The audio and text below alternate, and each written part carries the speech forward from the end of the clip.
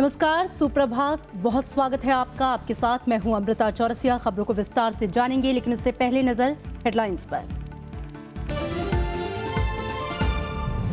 प्रधानमंत्री का कमजोर वर्ग और किसानों के लिए रियायतों का ऐलान। वित्त मंत्री ने कहा विकास को मिलेगी रफ्तार। विपक्ष ने संबोधन को बताया बजट भाषण। प्रवासी भारतीय 30 जून तक बदल सकेंगे पुराने नोट। पाकिस्तान, बांग्लादेश, भूटान और नेपाल में रहने वाले भारतीयों को नहीं मिलेगी छूट। एटीएम से आज से निकाल सकेंगे 4,500 रुपए। समाजवादी पार्टी का आपातकालीन राष्ट्रीय अधिवेशन आज। अखिलेश यादव और रामगोपाल की पार्टी में वापसी के बाद बैठक। कांग्रेस ने कहा यूपी में सभी सीटों पर चुनाव लड़ेगी पार्टी।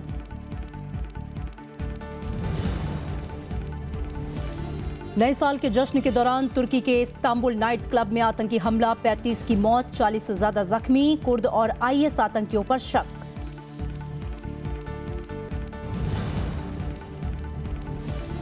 और भारत समेत अनेक देशों में नए साल का आगाज। आतिशबाजी से रोशन रही रात। सुरक्षा कड़ी। राष्ट्रपति, उपराष्ट्रपति, प्रधानमंत्री ने दी शुभकामनाएं। आप सभी को नए साल की हार्दिक शुभकामनाएं। हम बात करेंगे सभी बड़ी खबरों की और दुनिया भर में मनाए जा रहे नए साल के जश्न की भी।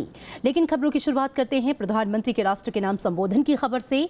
नोटबंदी के 50 दिन पूरे होने के बाद प्रधानमंत्री नरेंद्र मोदी ने कल रात राष्ट्र को संबोधित किया। उन्होंने वरिष्ठ नागरिकों, गर्भवती महिलाओं, किसानों, छोटे उद्यमियों और मध्य वर्ग के लिए योजनाओं की घोषणा की। साथ ही बेईमान लोगों के खिलाफ सख्त कार्रवाई की चेतावनी भी दी। भव्य भारत के निर्माण के लिए प्रधानमंत्री ने राष्ट्र के नाम संबोधन में गरीबों और कमजोर वर्गों के लिए रियायतों का ऐलान किया। प्रधानमंत्री ने कहा कि वरिष्ठ नागरिकों को 10 साल के लिए 7.5 लाख रुपए तक की जमा पर 8% ब्याज की गारंटी होगी और ब्याज का भुगतान मासिक किया जाएगा। देश के 650 से ज्यादा जिलों में गर्भवती महिलाओं के खाते में आर्थिक सहायता के रूप में 6,000 रुपए जमा किए जाएंगे ताकि ग्रामीण क्षेत्रों की महिलाएं चिकित्सा खर्च वहन कर सकें। इस विषय से जुड़े सभी जिम्मेदार व्यक्तियों से कहा गया है कि बैंकिंग व्यवस्था को सामान्य करने पर ध्यान केंद्रित किया जाए। विशेषकर ग्रामीण इलाकों में, दूर दराज वाले इलाकों में प्रोएक्टिव होकर के हर छोटी से छोटी कमी को दूर किया जाए। प्रधानमंत्री ने आवास कर्ज में छूट का भी ऐलान किया। उन्होंने शहरी गरीब के लिए 2 नई हाउसिंग योजनाओं की घोषणा की। उन्होंने कहा कि गरीब मध्यम वर्ग के लोग घर खरीद सकें, इसके लिए बड़े फैसले लिए गए हैं। 2017 से 9 लाख रुपए तक के कर्ज पर 4% तक छूट और 12 लाख पर 3% की छूट दी जाएगी। ग्रामीण भारत में घर बनाने के लिए 2 लाख रुपए के कर्ज पर ब्याज दर में 3% की छूट मिलेगी। 2017 में घर बनाने के लिए 9 लाख रुपए तक के कर्ज पर ब्याज में 4% की छूट और 12 लाख रुपए तक के कर्ज पर ब्याज में 3% की छूट दी जाएगी। सरकार ने प्रधानमंत्री आवास योजना के तहत गांवों में बनने वाले घरों की संख्या को बढ़ा दिया है।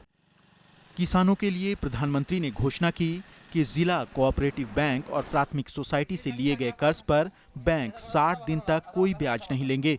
प्रधानमंत्री ने कहा कि अगले 3 महीने में 3 करोड़ किसान क्रेडिट कार्डों को रुपे कार्ड में बदला जाएगा। सरकार ने ये भी तय किया है कि अगले 3 महीने में 3 करोड़ किसान क्रेडिट कार्डों को रुपे कार्ड में बदला जाएगा। प्रधानमंत्री ने माना कि कुछ बैंक अधिकारियों ने गंभीर अपराध किए हैं, लेकिन साफ किया कि उन्हें बख्शा नहीं जाएगा। प्रधानमंत्री ने लोकसभा और विधानसभा चुनाव 7 कराने और चुनाव खर्च पर बहस की पेशकश भी की। साथ ही जनता का सहयोग के लिए शुक्रिया भी अदा किया। Bureau report, Rajya Sabha TV. Congress समेत विपक्षी दलों ने प्रधानमंत्री नरेंद्र मोदी के देश के नाम संबोधन पर कड़ी प्रतिक्रिया जताई है। उनका कहना है कि नोटबंदी से परेशान लोग राहत की उम्मीद कर रहे थे, लेकिन प्रधानमंत्री उनके लिए संवेदनशीलता दिखाने में नाकामयाब रहे।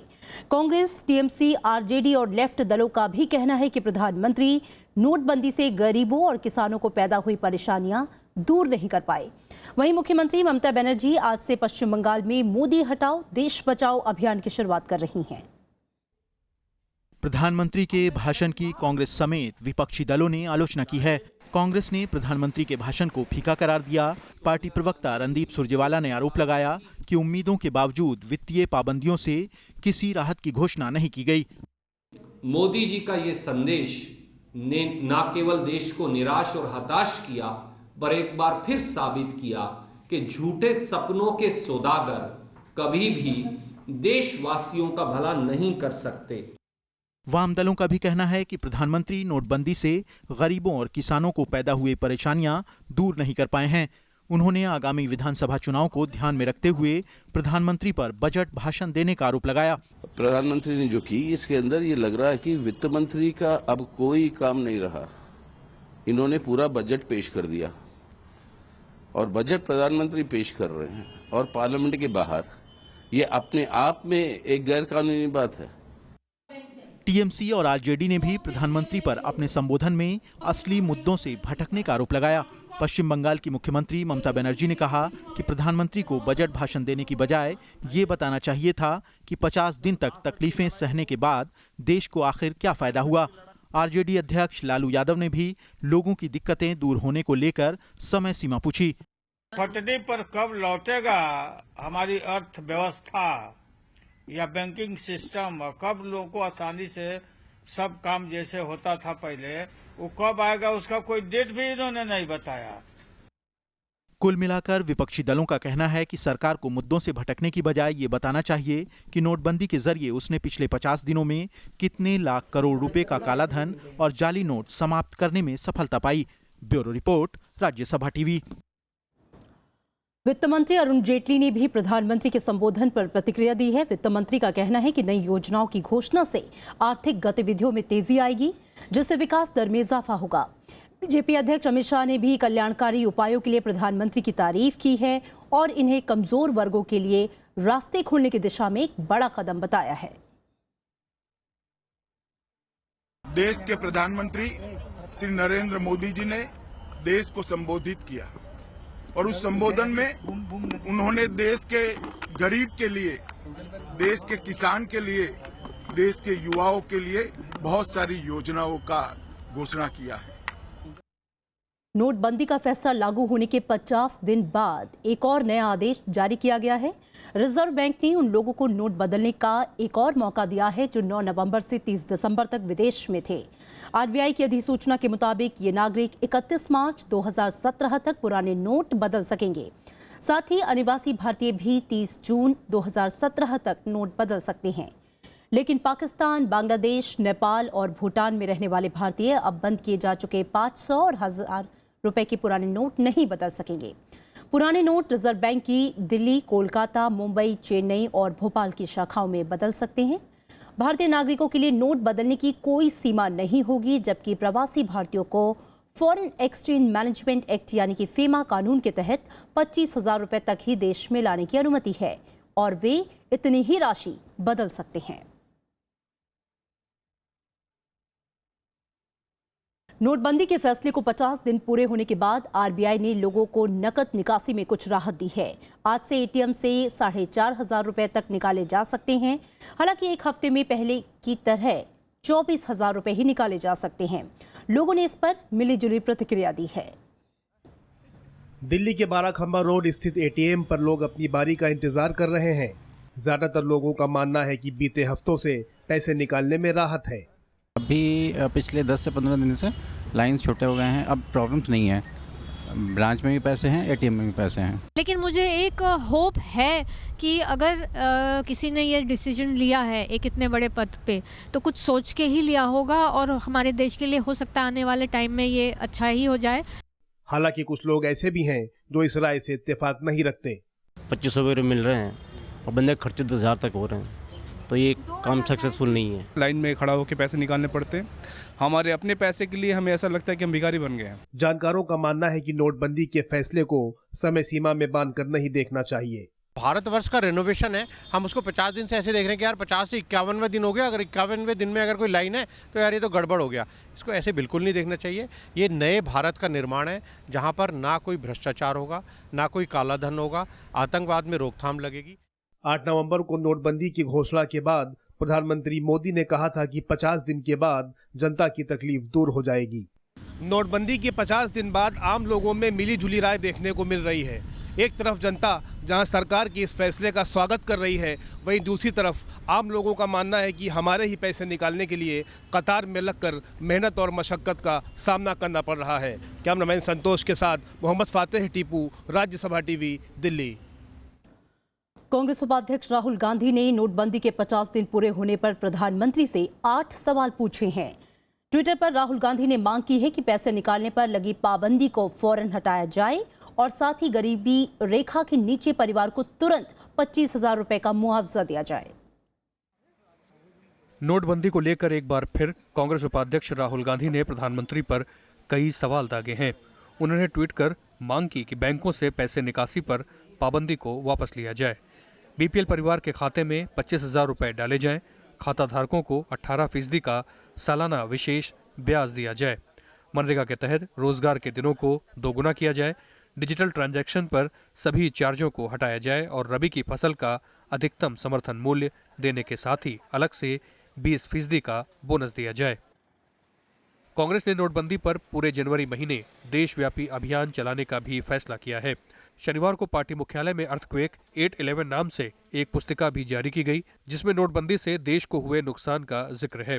कांग्रेस प्रवक्ता ने बताया कि जिला स्तर पर कांग्रेस पार्टी के कार्यकर्ता सरकार की नीतियों का विरोध करेंगे। तो एक व्यापक देशव्यापी जन अभियान नोटबंदी की देशबंदी के खिलाफ और देश के आजाद हिंदुस्तान के 70 साल के सबसे बड़े घोटाले को बेनकाब करने के लिए माननीय राहुल गांधी जी और भारतीय राष्ट्रीय कांग्रेस ने बनाया है।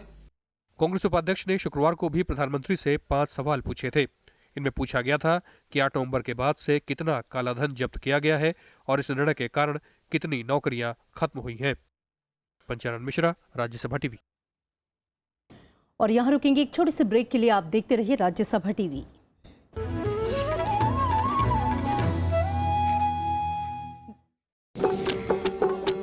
माटिया मन मारे तसोया मरमा, माटिया मन मारे तसोया मरमा, आमे सब रोए तो जमा माटिया मरमा। प्रजा आदिवासियों के गीत संगीत की अगर बात करें तो उनके संगीत में मृदंग और एकतारा बेहद अहम होता है। आमे सब रोए तो जमा माटिया मरमा। प्रजा आदिवासी आबादी की आर्थिक स्थिति की अगर बात करें तो ये पूरी आबादी गरीबी रेखा के नीचे जीती। ये छोटी मोटी खेती करते हैं या जंगल से कुछ उत्पाद जुटाते हैं।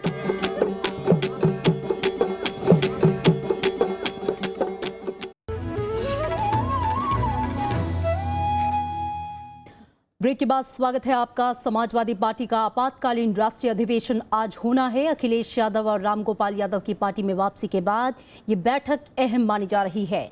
इससे पहले कल पार्टी अध्यक्ष मुलायम सिंह यादव ने अखिलेश यादव और रामगोपाल यादव का निष्कासन वापस ले लिया है। लखनऊ में मुलायम सिंह यादव के साथ अखिलेश यादव और आजम खान की कल बैठक के बाद इसका ऐलान किया गया।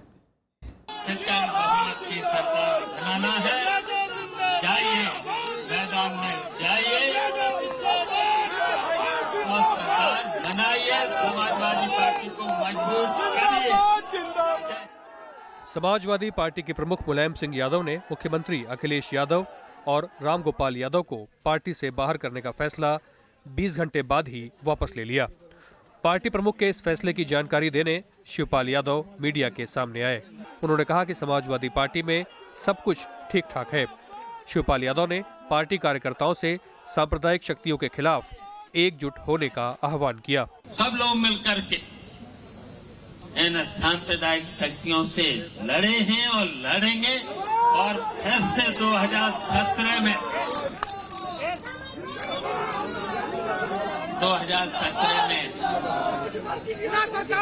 उन्हें पूर्ण बहुमत की सरकार बनाएंगे। कोशिश में तो मैं बहुत ज़माने से था कि ये इख्तलाफात कम हो, ख़त्म हो, दूरियां घटनी भी चाहिए और अगर मिट सकती हों तो मिटना भी चाहिए। कामयाबी रही इसमें। शिवपाल यादव ने कहा कि आगामी विधानसभा चुनाव के लिए पार्टी के उम्मीदवारों पर दोबारा विचार किया जाएगा। समाजवादी पार्टी में उम्मीदवारों के नाम के ऐलान के बाद अखिलेश यादव ने नाराजगी जाहिर की थी। इस बीच रामगोपाल यादव अब भी 1 जनवरी को बुलाए गए आपातकालीन राष्ट्रीय प्रतिनिधि सम्मेलन पर कायम है। उससे कोई फर्क नहीं पड़ता, वो तो एक्सपल्सन तो कल हुआ था, फैसले हमारे उससे पहले हो गए थे। कल हमारा सम्मेलन हो रहा है विधिवत, पहले की तरह सम्मेलन होगा और सम्मेलन में जो सम्मेलन निर्णय लेना चाहेगा वो निर्णय लेगा। इससे पहले अखिलेश यादव ने सुबह पार्टी विधायकों के साथ बैठक की। इसमें पार्टी के 200 से ज्यादा विधायक शामिल हुए। शनिवार को मुलायम सिंह यादव ने मुख्यमंत्री अखिलेश यादव और रामगोपाल यादव को पार्टी से निकाल दिया था। करीबियों को टिकट नहीं मिलने से नाराज अखिलेश यादव कैंप की तरफ से शुक्रवार को 235 उम्मीदवारों की सूची जारी की गई थी, जिसे लेकर पार्टी प्रमुख मुलायम सिंह यादव नाराज थे। कृति मिश्रा के साथ ब्यूरो रिपोर्ट, राज्यसभा टीवी। और सीधा रुख करेंगे लखनऊ का, जहां से हमारी संवाददाता कृति मिश्रा हमारे साथ सीधे जुड़े हैं। कृति, समाजवादी पार्टी का आपातकालीन राष्ट्रीय अधिवेशन आज होना है। अखिलेश यादव और रामगोपाल यादव की पार्टी में वापसी के बाद ये बैठक कितनी अहम है?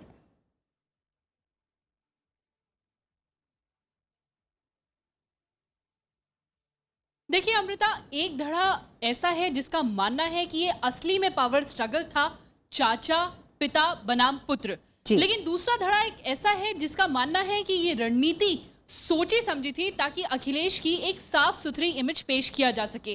कल के घटनाक्रम के बाद ये साफ है कि अखिलेश को ना अनसुना किया जा सकता है, ना अनदेखा किया जा सकता है। अब टिकट बंटवारे में भी उनकी बात शिद्दत से सुनी जाएगी। जो गुंडे हैं उनके लिए उनकी नफरत जगजाहिर है, तो अब ये संशय बड़ा हो गया है कि कई लोगों के टिकट कट भी सकते हैं। ऐसे में आज ये जो राष्ट्रीय अधिवेशन है वो काफी महत्वपूर्ण हो जाता है। अखिलेश खेमे में खास करके काफी उत्साह है और इसी वजह से जो स्थान है अधिवेशन का वो राम मनोहर लोहिया विधि कॉलेज से बदल करके जनेश्वर मिश्रा पार्क करना पड़ा ताकि बड़े से बड़ी संख्या में लोगों को अकोमोडेट किया जा सके।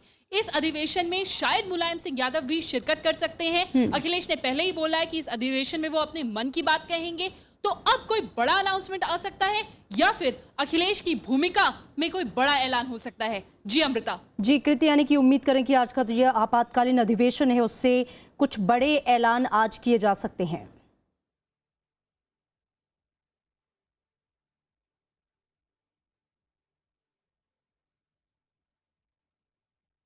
चलिए कृति, शुक्रिया इस तमाम जानकारी के लिए। तो आज राष्ट्रीय आपातकालीन अधिवेशन होना है और जैसा कि कृति ने बताया कि मुलायम सिंह यादव भी इसमें शिरकत कर सकते हैं और अखिलेश यादव इसमें अपने मन की बात करेंगे।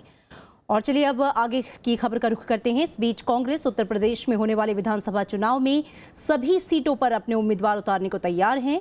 कांग्रेस प्रवक्ता रणदीप सुरजेवाला ने कल कहा कि हम सभी सीटों पर काम कर रहे हैं और इन पर चुनाव लड़ने के लिए पार्टी तैयार है। समाजवादी पार्टी के अंदर होने वाले घटनाक्रमों के सवाल पर उन्होंने कहा कि हम दूसरे दलों के आंतरिक मामलों में टिप्पणी नहीं करते। सुरजेवाला ने राज्य में पार्टी के प्रचार के बारे में कहा कि कांग्रेस का नारा 27 साल यूपी बेहाल है। उन्होंने कहा कि कांग्रेस जाति और सांप्रदायिक मुद्दों से ऊपर उठते हुए विकास के मुद्दे पर चुनाव लड़ेगी। अरुणाचल प्रदेश की राजनीति में एक बार फिर से नाटकीय मोड़ आ गया है। राज्य में बीजेपी की सरकार बन गई है। मुख्यमंत्री पेमा खांडू समेत पीपल्स पार्टी ऑफ अरुणाचल के 33 विधायक कल बीजेपी में शामिल हो गए। पेमा खांडू ने यह दावा किया है कि अब उन्हें 47 विधायकों का समर्थन हासिल है। अरुणाचल प्रदेश में पीपल्स पार्टी ऑफ अरुणाचल यानी पीपीए के 33 विधायकों ने बीजेपी में शामिल होने का फैसला किया है। मुख्यमंत्री पेमा खांडू ने कहा कि 60 सदस्यीय विधानसभा में उनको बहुमत हासिल है। Yes, today we have marched from PPA to BJP, and definitely it's a BJP full-fledged BJP government now. Me, we have merged out of 43, we have 33 numbers. इससे पहले स्पीकर तेंजिंग नोरबू के सामने पीपीए छोड़कर आए विधायकों की परेड कराई गई। स्पीकर ने इन विधायकों के बीजेपी में शामिल होने को मंजूरी दे दी है। इस बीच बीजेपी ने दावा किया है कि अब अरुणाचल का बेहतर विकास हो सकेगा। People of Arunachal Pradesh had the dream that BJP government should be in Arunachal Pradesh for peace and progress of the state. So under the leadership of Pema Khandu, Sonamen, and under the leadership of Narendra Modi and Amit Shah, Arunachal will put one step ahead for the development and the peace of the state. PPA में टूट के बाद party में महज 10 विधायक बचे हैं। PPA अध्यक्ष कहफा बेंजिया ने मुख्यमंत्री पेमा खांडू समेत 7 विधायकों को गुरुवार को पार्टी से निलंबित कर दिया था। इसके बाद से राज्य में एक बार फिर राजनीतिक उठापटक तेज हो गई थी। Bureau report, Rajya Sabha TV. AIADMK की अगुवाई अब वीके शशिकला करेंगी। उन्होंने कल पार्टी महासचिव पद की जिम्मेदारी संभाल ली। इस मौके पर कार्यकर्ताओं को संबोधित करते हुए उन्होंने कहा कि पार्टी और सरकार अम्मा यानी कि जयललिता की राह पर चलेंगी।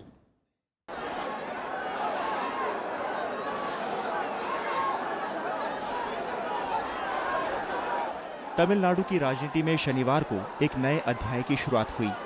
वीके शशिकला ने कुछ इस अंदाज में एआईएडीएमके के महासचिव पद की जिम्मेदारी संभाली। इस मौके पर शशिकला ने पार्टी कार्यकर्ताओं को संबोधित किया। इस दौरान वो भावुक हो गईं। जयललिता को याद करते हुए उन्होंने कहा कि पार्टी जयललिता के रास्तों पर आगे बढ़कर अगले कई सालों तक शासन करती रहेगी। துணிச்சலின் பிறப்பிடம் அன்றைக்கு ஆணாதிக்கம் நிறைந்த அரசியலில் இந்தியா முழுவதும் தேடினாலும் ஒரு இந்திராவை தவிர வேறு ஒருவர் இல்லை என்ற நிலையில் நம் அம்மாவின் அரசியல் பிரவேசம்। शशिकला को कमान सौंपने के लिए चेन्नई में पार्टी मुख्यालय को भव्य तौर पर सजाया गया। महासचिव पद की जिम्मेदारी संभालने से पहले शशिकला ने जयललिता की तस्वीर पर श्रद्धा सुमन अर्पित किए। गुरुवार को आम परिषद की बैठक में शशिकला को एआईएडीएमके का महासचिव नियुक्त करने पर मुहर लगी थी। शशिकला बीते 3 दशकों से जयललिता की भरोसेमंद सहयोगी रही हैं। जयललिता के निधन के बाद से महासचिव का पद खाली था। Bureau report, Rajya Sabha TV. Israel ने भारत की यात्रा करने वाले अपने नागरिकों को आतंकी हमले की आशंका से आगाह किया है। इसके लिए इजराइल ने नागरिकों के लिए यात्रा परामर्श जारी किया है। इजराइल के आतंकवाद विरोधी ब्यूरो ने यह चेतावनी जारी की है। इजराइल का मानना है कि आतंकी गुट पश्चिमी देशों के पर्यटकों को अपना निशाना बना सकते हैं। इजराइल की इस चेतावनी में भारत के दक्षिण पश्चिम हिस्से का खासकर जिक्र किया गया है। इसमें यह कहा गया है कि नए साल की छुट्टियों से जुड़े कार्यक्रमों पर ध्यान देने की जरूरत है। खासकर समुद्री तटों पर होने वाली पार्टियों, क्लबों पर विशेष ध्यान देने की जरूरत है। इजराइल ने अपने नागरिकों को सुरक्षा एजेंसियों और स्थानीय मीडिया की खबरों पर भी ध्यान रखने को कहा है।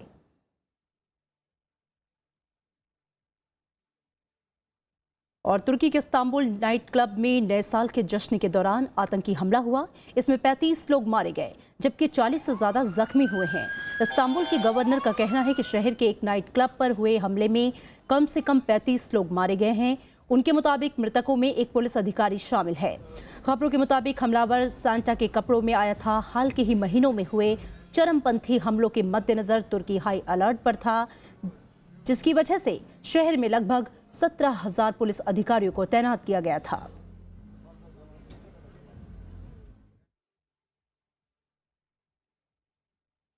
और अब बात नए साल के जश्न की।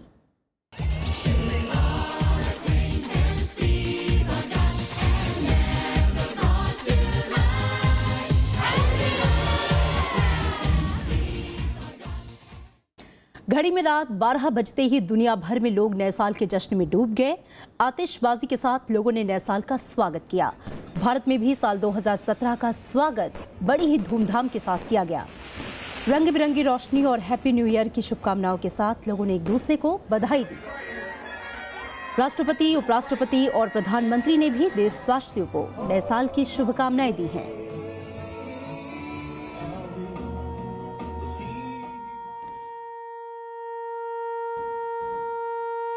और आपको बता दें, इसी के साथ मंदिरों में भी पूजा अर्चना की गई है। सेना और अर्धसैनिक बलों के जवान भी नए साल के जश्न में डूबे नजर आए। पुंछ और दंतेवाड़ा में जवानों ने कुछ इस अंदाज में नए साल का लुत्फ उठाया।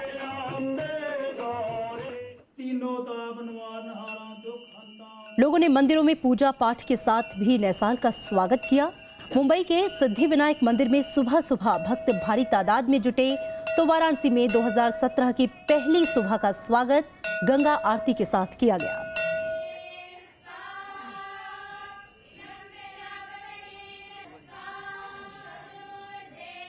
और सेना के जवान जो हैं वो भी नए साल के जश्न में डूबे नजर आए। कुछ इस अंदाज में उन्होंने नए साल का स्वागत किया। पुंछ और दंतेवाड़ा में जवानों ने इस अंदाज में नए साल का जश्न मनाया है। अपनी टीवी स्क्रीन पर आप देख सकते हैं।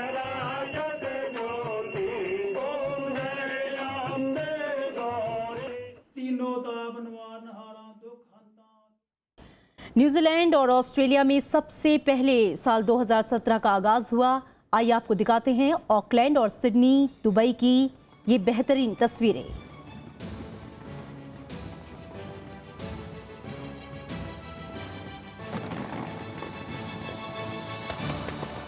और इसके बाद जर्मनी, फ्रांस, मिस्र और हांगकांग में भी नए साल का जश्न बड़ी ही धूमधाम के साथ मनाया गया। लोगों ने जमकर आतिशबाजी की, नए साल का स्वागत किया। ईसाई धर्मगुरु पोप फ्रांसिस ने भी लोगों को नए साल की शुभकामनाएं दी हैं।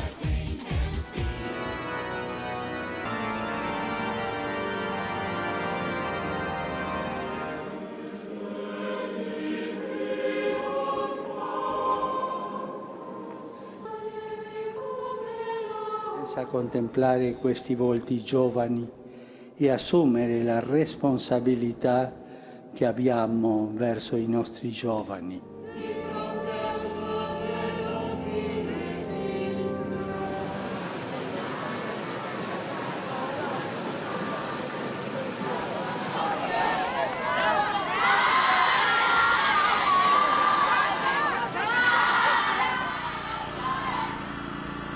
दो 2017 का पहला दिन सब लोगों के लिए नई उम्मीदें लेकर आया है। ये तस्वीरें मुंबई में समंदर किनारे साल के पहले दिन सूरज की पहली दस्तक की है।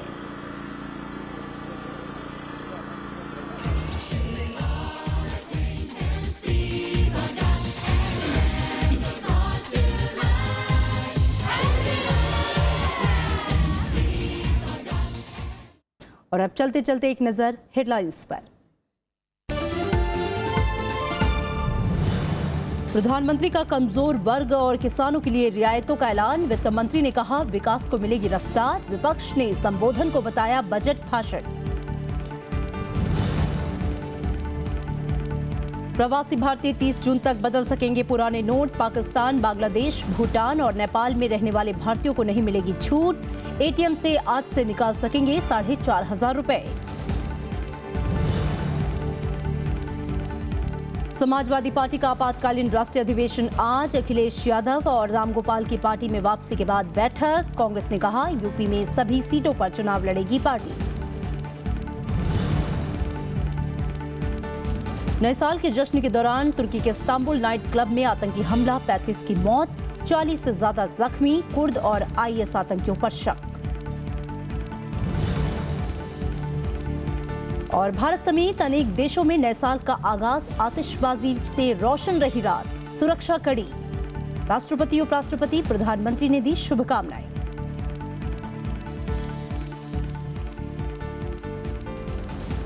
और इसी के साथ फिलहाल खबरों में इतना ही। आगे देखिए मैं भी भारत।